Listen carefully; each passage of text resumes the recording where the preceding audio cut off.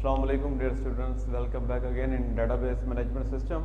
Discussion हो रही थी हमारी रिलेशनल डेटाबेस मॉडल के ऊपर। वो बताया आपको कि वो मॉडल किस तरह होता है, डिज़ाइन किस तरह किया जाता है, उसमें डील किससे की जाती है, टेबल से डील किया जाता है। उसके अंदर क्या होती हैं, कॉलम्स और रोज़ होते हैं। अब वो कॉलम्स और रोज़ किस बिहाफ पर बनाए जाते हैं, वो किस तरह से उसकी सिलेक्शन होती है, किस तरह उनको स्टोर कराया जाता है और रिट्रीव करवाया जाता है, तो वो चीज़ें मज़ीद हम देखेंगे डेटाबेस के अंदर। आज थोड़ी सी डिस्कशन करते हैं हमारी डेटाबेस कीज़ क्या हो सकती हैं। जो रिलेशनल डेटाबेस कीज़ होती हैं, किसी भी चीज़ को सर्च करने के लिए, किसी भी चीज़ को फाइंड आउट करने के लिए, कोई स्पेसिफिक रिकॉर्ड फाइंड आउट करने के लिए हमें कोई ना कोई ऐसा एट्रीब्यूट चाहिए होता है, कोई ऐसा कॉलम या कोई ऐसी रो चाहिए होती है जो कि स्पेसिफिकली पूरा का पूरा रिकॉर्ड हमें शो करवा सके। वो किस बिहाफ पर शो होता है, वो किस तरह शो होता है, तो वो उसके बैकएंड पे क्या यूज़ की जाती हैं, कीज़ यूज़ की जाती हैं, जिसे हम RDBMS कीज़ कहते हैं। बात हो रही थी प्रॉपर्टीज़ की, थोड़ा सा रिलेशन की प्रॉपर्टीज़ देख लेते हैं कि क्या हो सकते हैं। Relation name is district from all other relation names in relation schema. Relation basically क्या चीज़ है, टेबल का नाम है। हर टेबल का नेम दूसरे टेबल के नेम से डिफरेंट होगा। लाइक आपने अगर एक टेबल का नाम स्टूडेंट्स रखा हुआ है, तो सेम वैसा ही टेबल आप उसी तरह डिज़ाइन कर रहे हैं या कुछ भी और चीज़ें उसमें डिज़ाइन कर रहे हैं, लेकिन आप टेबल का नाम हमेशा चेंज रखेंगे। स्टूडेंट्स 1 कर देंगे, स्टूडेंट्स 2 कर देंगे, या वट एवर जो भी कर देंगे। एटलीस्ट एक डॉट की भी उसमें एडिशन हो गई तो इट मीन्स कि उसका नाम चेंज हो गया, लेकिन हू बहू सेम नेम आप कभी भी नहीं रख सकते। तो क्या है, हमेशा जो इसकी प्रॉपर्टी है क्या कि रिलेशन क्या हो, जो नेम्स उसके रखे थे वो हमेशा डिस्टिंक्ट हो, अलहदा हो। Each cell of relation contains exactly 1 atomic value, single atomic value. Atomic value क्या हो सकती है, या फिर यस हो सकती है या फिर नो हो सकती है, इन बिटवीन वाली कंडीशन नहीं होती। Each attribute has distinct name, हर एट्रीब्यूट का एक अलग नेम है। और values of an attribute are all from the same domain. Same domain का मतलब क्या है कि फॉर एग्जांपल आप एक कॉलम है आपके पास, आप उसमें डाटा ऐड कर रहे हैं। फॉर एग्जांपल आपने रोल नंबर ऐड करने हैं। अब आप रोल नंबर के कॉलम के अंदर, ठीक है, रोल नंबर का जो एट्रीब्यूट है उसके अंदर आप क्या लिख सकते हो, सिर्फ रोल नंबर ही लिख सकते हो। आप उसमें नेम नहीं लिख सकते, आप उसमें सिटी नेम नहीं लिख सकते, आप उसमें जेंडर नहीं लिख सकते, वट जो मर्जी चीज़ें हो सकती हैं। तो ये क्या सेम डोमेन है। तो हाँ, ये चीज़ें हमें काफ़ी ज़्यादा डिज़ाइन के वक्त देखनी पड़ती हैं। रिलेशन की है कि द सेट ऑफ वन और more attribute which is used to uniquely identify each record in tables. Tables के अंदर क्या होता है कि यूनिकली आइडेंटिफाई करवाने के लिए, कोई रिकॉर्ड को आइडेंटिफाई करवाने के लिए की यूज़ की जाती है, या फिर मल्टीपल कीज़ यूज़ की जाती हैं, सेट ऑफ कीज़। कुछ रिकॉर्ड्स ऐसे होते हैं कि वो सिंगल की पे आ जाते हैं, कुछ रिकॉर्ड्स ऐसे होते हैं कि उनमें मल्टीपल कीज़ यूज़ की जाती हैं, ठीक है। तो वो रिकॉर्ड हम क्या कर सकते हैं, उसको फेच कर सकते हैं।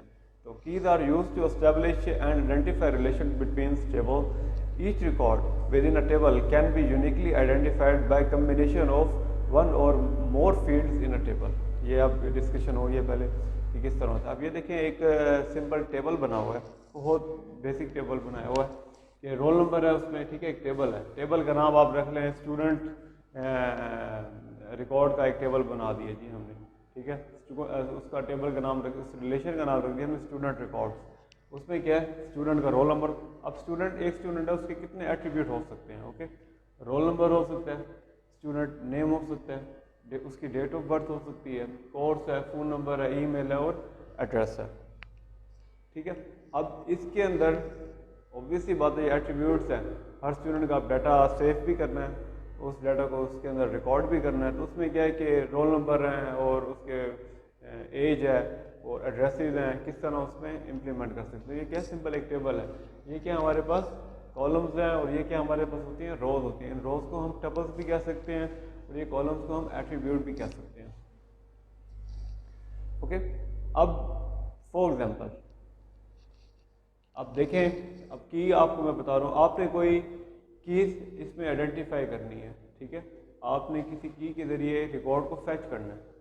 आप क्या करते हैं, डेटाबेस टेबल के अंदर जब आप रिकॉर्ड फैच कर रहे हैं, उसको देख रहे हैं, सिलेक्ट की क्यूरी लगा रहे हैं, उसमें क्या है, मल्टीपल है। अब कोर्स है, एक स्टूडेंट जो है, ठीक है, मल्टीपल स्टूडेंट है, वो सेम कोर्स में एनरोल हो सकते हैं, ठीक है, सेम प्रोग्राम में एनरोल हो सकते हैं। तो तो मेरे पास क्या मैं इस की के ज़रिए स्पेसिफिक स्टूडेंट के रिकॉर्ड को आइडेंटिफाई कर सकता हूँ? नहीं कर सकता। अगर मैंने इस की के ज़रिए किसी स्टूडेंट के रिकॉर्ड को देखना है, फॉर एग्जांपल एक सिंगल रिकॉर्ड मुझे चाहिए, अली के नाम से एक रिकॉर्ड चाहिए, उसका रोल नंबर 53 है, और उसको मैं सर्च किससे कर रहा हूँ? उसके कोर्स से एट्रीब्यूट से मैं सर्च कर रहा हूँ। तो होगा क्या कि जैसे मैंने उसको कोर्स का एट्रीब्यूट दिया, तो इस कोर्स एट्रीब्यूट MCS में अगर वो एनरोल है, उस MCS में उसके अलावा बाकी भी जितने भी स्टूडेंट्स एनरोल होंगे वो सब के सब मुझे शो हो जाएंगे, लेकिन वो मेरी नीड नहीं है। मुझे क्या चाहिए? सिंगल चाहिए। तो ये की मैं नहीं यूज़ कर सकता, ठीक है। इसी तरह डेट ऑफ बर्थ है, डेट ऑफ बर्थ भी सेम हो सकती है, एग्जैक्टली मैच कर सकती है। इसी तरह नेम्स हैं, एग्जैक्टली मैच कर सकते हैं, ठीक है। इसी तरह एड्रेसेस है, हो सकता है कि दो स्टूडेंट आपस में क्या हो, ब्रदर हो, ठीक है, सिबलिंग्स हो, उनका एड्रेस सेम हो सकता है। हो सकता है कि ईमेल जो है वो मल्टीपल यूज़ किए जा रहे हों एक स्टूडेंट के। तो ये क्या चीज़ें हैं, इनको हम एज ए की एग्जैक्टली की यूज़ नहीं कर सकते कि स्पेसिफिक रिकॉर्ड फाइंड आउट करने के लिए। अब देखें रोल नंबर, देखें रोल नंबर क्या है? Change MCS 21, MCS 22, MCS 23 and so on. जो भी रोल नंबर है, रोल नंबर क्या है? बिल्कुल डिफरेंट है। इसी तरह जैसे इसकी एग्जांपल और ले लें, आपके CNIC कार्ड होते हैं, तो उसमें क्या नेम भी सेम हो सकता है, डेट ऑफ बर्थ भी सेम हो सकती है, इवन एड्रेस भी सेम हो सकता है, लेकिन जो आपकी आइडेंटिफिकेशन हो रही है, आपको यूनिकली आइडेंटिफाई किया जा रहा है, ठीक है, तो वो किससे किया जा रहा है? आपको आपके नेशनल ID कार्ड्स नंबर से किया जा रहा है। तो ये जो नंबर है, ये जो रोल नंबर है, ये सारे क्या हैं? हमारे पास कीज होती हैं, और इन कीज़ को हम बेसिकली क्या कहते हैं? प्राइमरी की कहते हैं। ऐसी की जो कि यूनिकली आइडेंटिफाई की जा सके, ऐसी की जो कि डुप्लीकेट ना हो, ऐसी की जो कि रिपीट ना हो, ऐसी की जो कि नल ना हो। नल मीन्स के खाली ना हो। अब ID कार्ड बन रहा है या फिर कोई रोल नंबर, स्टूडेंट को रोल नंबर अलॉट किया जाता है, तो विदाउट रोल नंबर उसकी एनरोलमेंट नहीं हो सकती। इसी तरह without ID card number, ID card कभी भी जनरेट नहीं किया जा सकता। कभी आपने कोई ऐसा ID कार्ड देखा हो जिसका ID नंबर ना लिखा हो, बाकी सारी चीज़ें हो, तो इम्पॉसिबल चीज़ है। तो इसलिए इसको कहा जाता है कि ये चीज़ क्या है? नल है। काफ़ी सिनेरियोज ऐसे हैं कि कहीं हम अपनी नीड के मुताबिक नल रख भी सकते हैं, लेकिन क्या है कि वो कुछ और सिनेरियो, लेकिन बेसिक जो इसका कंसेप्ट है वो प्राइमरी की का ये है। अब इसी तरह इसमें सुपर की का कंसेप्ट आ जाता है। प्राइमरी की क्या है? सिंगल की है, यूनिकली आइडेंटिफाई की जा सकती है, ठीक है, वो ना ही रिपीट हो सकती है, ना ही डुप्लीकेट हो सकती है, ना ही नल हो सकती है। कितने 3 से 4 उसकी कैरेक्टरिस्टिक्स हमें पता चल गई। इसी तरह आप सुपर की है। सुपर की क्या है? कि बंच ऑफ एट्रीब्यूट्स को मिलाकर बनाई जाती है। अगर एक सिंगल एट्रीब्यूट से डाटा को फैच नहीं किया जा रहा, तो एक या दो एट्रीब्यूट या 3 एट्रीब्यूट को आपस में कंबाइन करके सिंगल रो उठा ली जाती है, ठीक है। अब इसमें देखें सुपर की कौन सी बन सकती है? रोल नंबर तो एग्जैक्टली सुपर की बन सकती है, ओके। फ़ोन नंबर देख लें, आप फ़ोन नंबर के ज़रिए डाटा को वो करवा सकते हैं, यूनिकली आइडेंटिफाई करवा सकते हैं। तो इसके ज़रिए और इसके ज़रिए मैं क्या करूँगा? डाटा को आइडेंटिफाई करवा दूँगा। अब फ़ोन नंबर भी आप कहेंगे कि एक स्टूडेंट के मल्टीपल फ़ोन नंबर भी हो सकते हैं, बिल्कुल हो सकते हैं।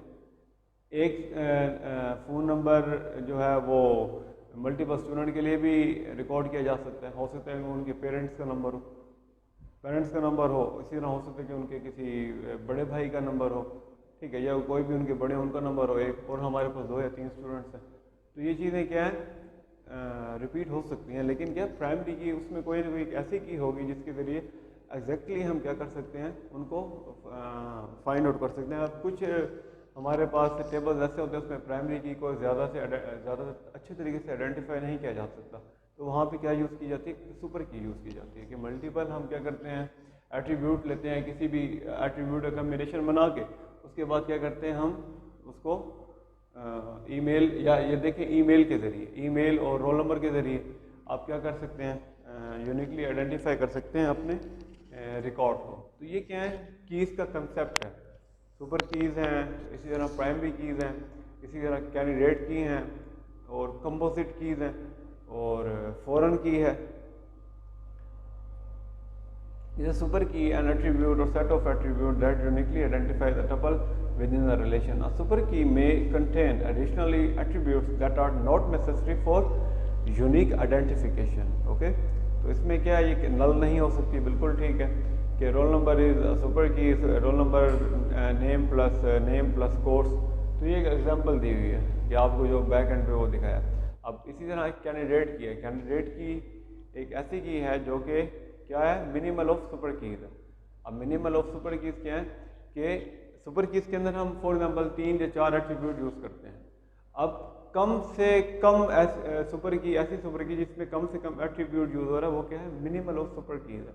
उसको क्या यूज़ कर सकते हैं हम, as a candidate key use कर सकते हैं, which contain no extra attributes. एक ऐसी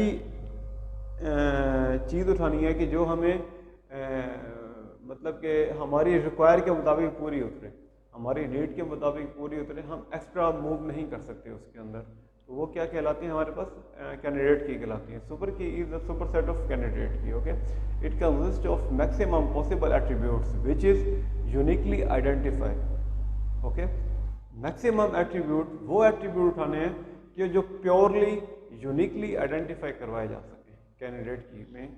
इसकी कैरेक्टरिस्टिक्स हैं सिंपल की और कंपोजिट की, इसमें यूज़ कर सकते हैं।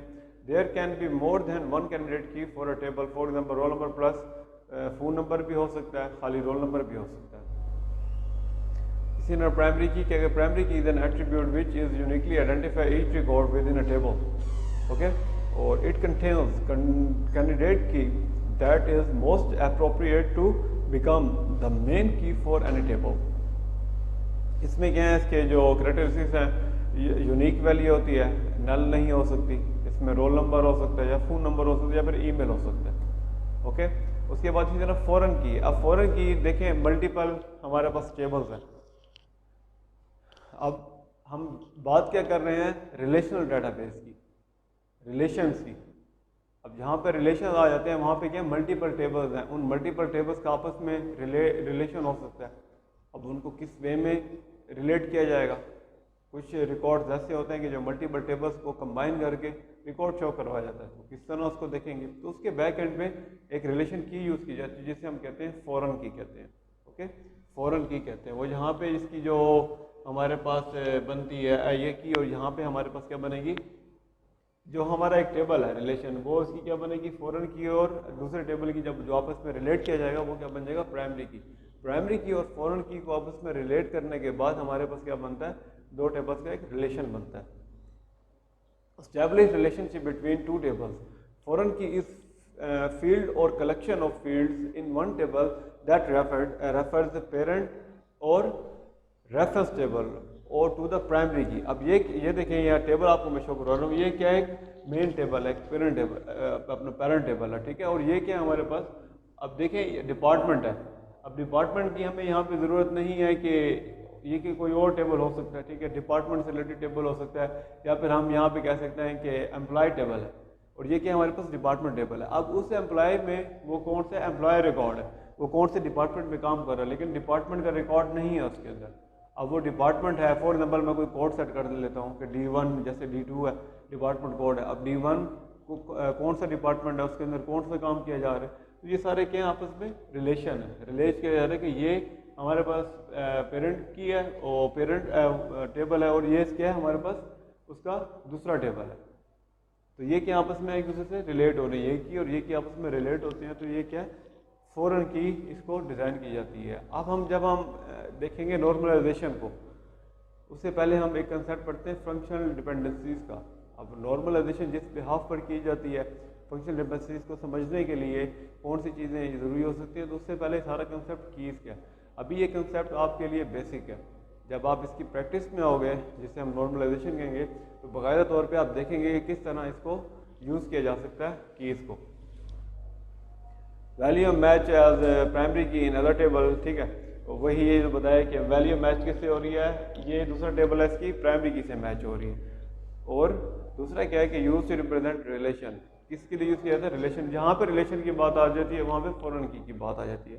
तो ये था हमारा लेक्चर, हमारे जो RDBMS कीज़ है रिलेशन कीज़ का।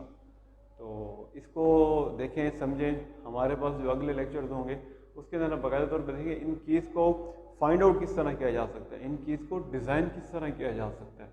तो ये हम अपने लेक्चर्स में देखेंगे। तो दैट्स फॉर ऑल टुडे। अल्लाह हाफ़िज़।